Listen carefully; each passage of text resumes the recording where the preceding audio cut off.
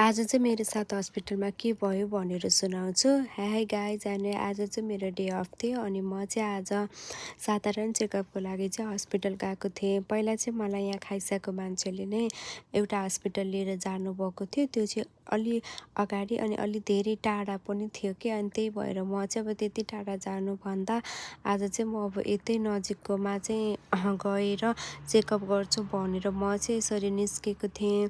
अनि गइसकेपछि चाहिँ त्यहाँ गएर सबै फर्महरू फिलअप गरेँ अनि सबै आफ्नो स्टोरीहरू पनि भनेँ।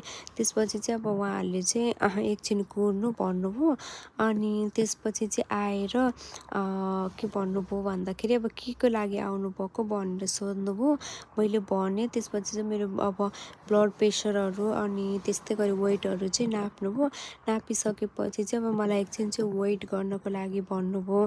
करिब आधी घन्टा चाहिँ वेट गरिसकेपछि चाहिँ अनि आएर चाहिँ लास्टमा भन्नुभयो कि अब हजुरले चाहिँ अब यहाँ चेकअप गर्न चाहिँ गाह्रो हुन्छ, यो हस्पिटलले चाहिँ अब हजुरलाई चाहिँ पछिसम्म फलोअप गर्न सक्दैन। सो त्यही भएर हजुर चाहिँ पहिला जहाँनिर जानुभएको हो त्यहीँनिर चाहिँ गएर चेकअप गर्दाखेरि गर्नु भनेर भन्नुभयो कि। अनि त्यो भन्दा चाहिँ अब मलाई चाहिँ कति नराम्रो लाग्यो कि अब ला म एक्लै भएर अब म गाईको जिन भएर चाहिँ चेकअप नहुने हो कि भनेर कस्तो नराम्रो लाग्यो कि मलाई चाहिँ। अनि किन यस्तो भनेको होला भन्ने जस्तो पनि भयो।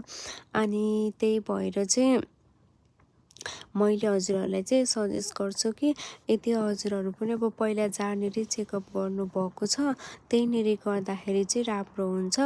यदि हस्पिटलहरू चाहिँ चेन्ज गर्नुभयो भने चाहिँ यहाँनिर चाहिँ अब नमान्ने रहेछ कि यिनीहरूले चाहिँ नहुने अथवा चाहिँ नमान्ने रहेछ कि तब पहिलाको सेन्से हुन्छ नि त जुन डक्टरले चाहिँ अब हजुरहरूलाई फलोअप गरिरहेको हुन्छ नि त, अब उहाँले नै हजुरहरूलाई चाहिँ अरू हस्पिटलमा चाहिँ गएर हुन्छ नि त एउटा पेपरहरूमा लेखिदिने अथवा हजुरहरूलाई चाहिँ भन्नुभयो भने चाहिँ सजिलो हुने रहेछ। होइन भने चाहिँ अब यहाँनिर चाहिँ हस्पिटलमा अब पहिला जहाँनिर गरिराख्नु भएको छ रेगुलर चाहिँ त्यहीँनिर चेकअप गऱ्यो भने चाहिँ सजिलो हुन्छ भनेर चाहिँ यिनीहरूले चाहिँ भन्दो रहेछ है।